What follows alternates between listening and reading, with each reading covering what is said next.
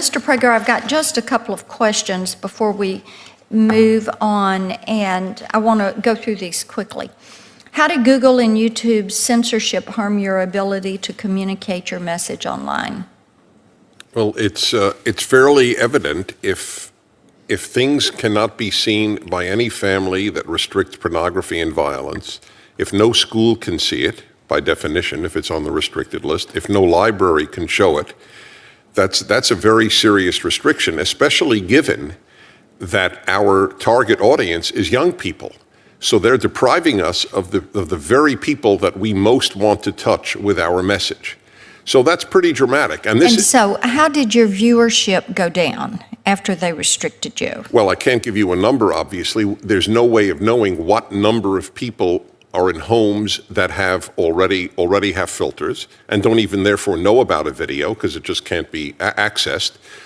We know that many teachers try to show our videos in classes, and they can do it on their own, but they can't do it through the school. What explanation has Google given you for the restrictions? Well, you used the great word frustration. We have gotten none. And actually, it's almost unbelievable because if you look at the list, and like the Ten Commandments being a perfect example of how people will go, you got to be kidding. Well, what I finally found out today, you did. We all heard.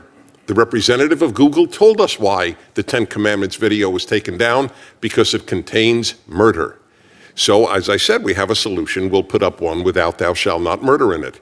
But that's so absurd as to be hilarious. This will be something I will replay on my radio show for years. That is the level of absurdity. I feel like I'm in a Monty Python skit here when he says something like that. The only possible explanation for all of this is they don't like Prager U because we're a very, very influential conservative voice touching a lot of lives. There is no other explanation.